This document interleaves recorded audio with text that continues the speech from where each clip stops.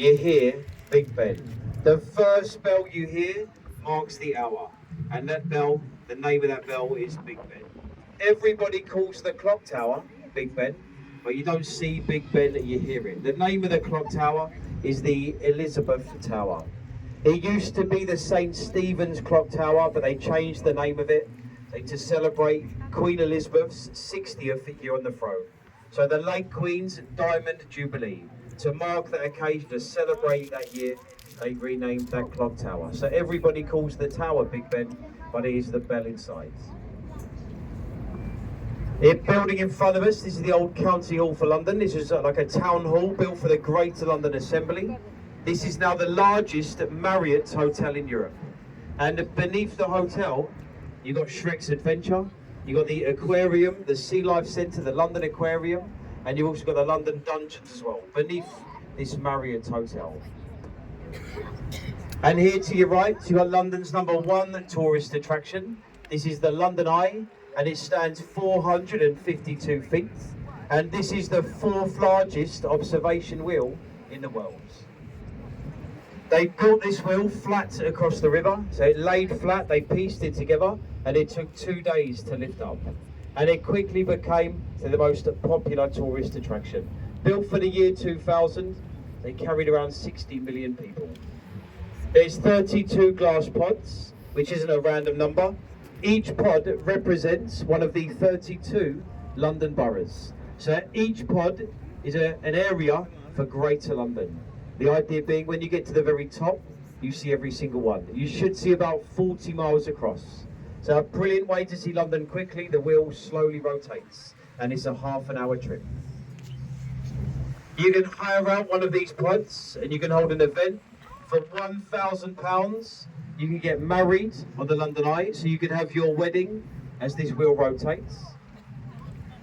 The top of the London Eye, it's also become the most popular place in Europe for marriage proposals. It used to be the Eiffel Tower in Paris, but you can imagine it, so romantic in one of these pods. This is now the best place to do it. And the best part of it, the 12 o'clock position, the very top. So if you are feeling romantic, you're thinking of proposing while you're here, why not? On the London Eye, the best place to do it. You really do need to make sure they are going to say yes. Because you can imagine if you're at the top of that wheel, you're down on one knee. If they say no, it's going to be a very long 15 minutes to the bottom. It could become the longest 15 minutes of your life. So be very careful. Make sure they're going to say yes. Now here to your left, you can see the large Gothic style building. This is Whitehall Court Mansion. This building is a hotel today, the Royal Horse Guards Hotel. You've got another building to your left with the 2 arched roofs. That is the Charing Cross Railway Station. They designed that building to look like a train coming out of a tunnel. And the railway line that goes into the station is the bridge. This is the Charing Cross Railway Bridge. But there's walkways either side. Wave at the people on these bridges and you should get a wave back. People love to wave off these bridges. What they also like to do is throw things as well. They like to throw things into these boats. So be very careful. Make sure. Wave and smile.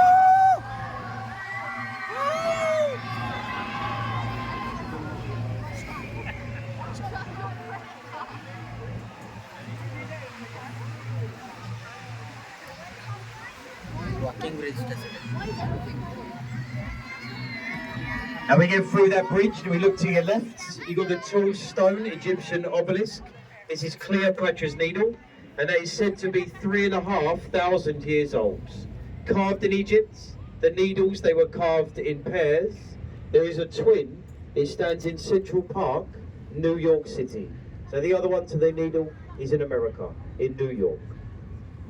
You've also got to your left the building of the green flat roof. That is the Savoy Hotel. That's the famous Savoy at the Strand. You can stay in the roof of this hotel. You've paid to stay up there, and you pay £11,000 a night. So that's an expensive riverside hotel. That's there to your left. That is the Savoy at the Strand. And then you've got this bridge. This bridge is the Waterloo Bridge. This bridge was built during the Second World War.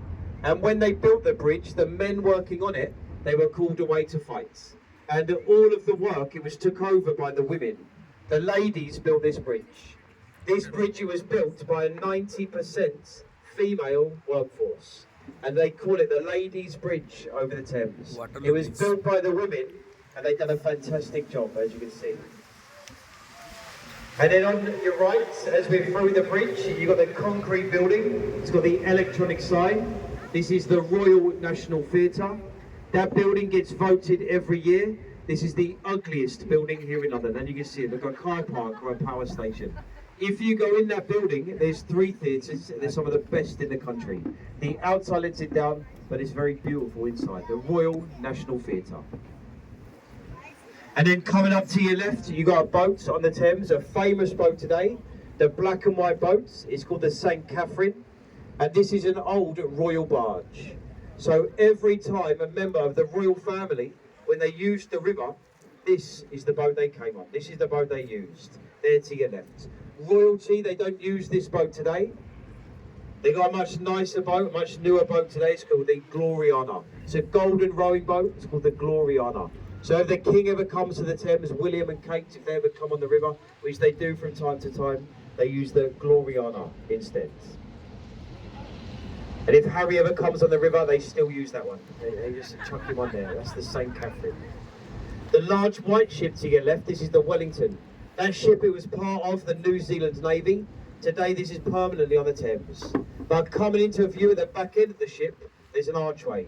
It's a stone archway, you see it now there. It's called Temple Arch or Temple Gates. And this is the boundary line to the capital city. So the area that you now leave behind you is the city of Westminster. And the area to your left, it now becomes the City of London. So this is now the city. And it runs down to Tower Bridge. Their capital is only 1 mile, and they call it the Golden Mile because it is mainly banks. It's a small area, but it's a wealthy place today. The banking district there to your left, the 1 square mile City of London. Your checklist. That's something you didn't expect to see while you was here. If you look to your right, look to the river, you can see the Sandler. One of the best beaches in the world is on the Thames. You can see that by looking to your right.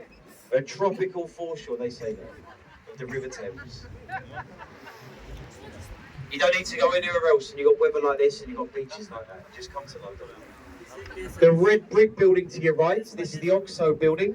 This is where the Oxo company used to make the stock cube. So if you've heard of the Oxo stock cube before, it was made in London, and it was made in this building here to your right. They don't make Oxo here anymore. They converted the building into apartments. The top floor of the building, the balcony with the glass roof, that's a restaurant.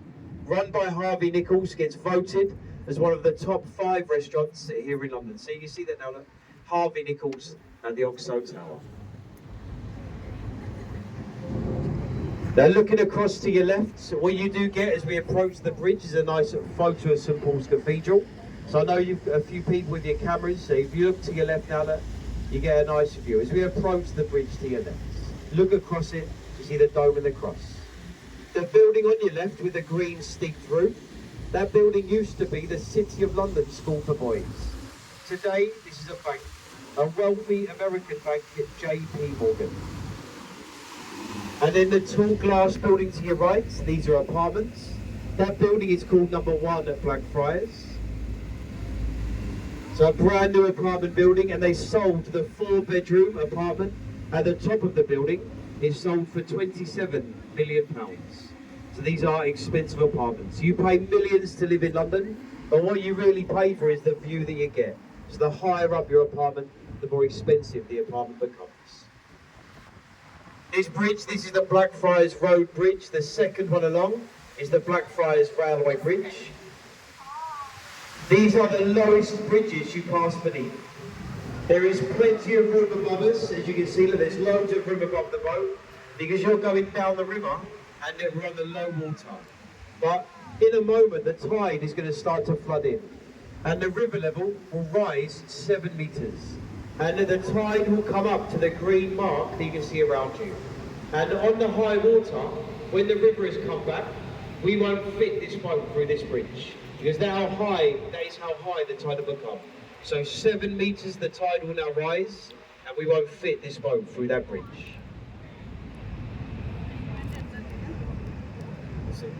Here to your left, again, look, you've got St Paul's Cathedral. This is Christopher Wren's masterpiece. It stands 365 feet, so it's easy to remember. 1 foot was built for every day of the year. It took 35 years to build, and they finished St Paul's in 1710. If you look above the dome, you see people standing on the top. There's a balcony at the top of St Paul's. It's called the Golden Gallery. So you can stand up there, and you do get great views. So you stand at the top of that dome, and you look over London. The only problem, to get to the top, you have to walk. And you walk up 528 steps. So the steps are the problem, but the views are worth the walk. If you go on a Sunday, you go free of charge. Every Sunday throughout the year, you don't pay to visit St Paul's. So you can bear that in mind. There's a church, of course. You've got the Sunday service, a brilliant experience, and you go there for free as well. So St Paul's, free on a Sunday. This bridge, this is the Millennium Footbridge. You might know it as the Wibbly Wobbly Bridge. When they opened this bridge for the year 2000, the wind moved it side to side. So the people who were walking across, they had to be quickly evacuated because the bridge started to sway. And they had to close it. They strengthened the bridge. It's safe for the moment, but they gave it the nickname and they call it the Wibbly Wobbly Bridge. And you might recognise it as well from Harry Potter. You've seen the films of Harry Potter, you've seen that bridge. This building to your right, this white round building with a thatched roof, this is the William Shakespeare's Globe Theatre. This building is where you can watch one of William Shakespeare's plays. These plays, they are performed traditionally exactly as they would have been performed in the 1500s. There's no stage lighting, there's no microphones, no PA systems, and actors, they dress up in the traditional clothing. It is brilliant value for money.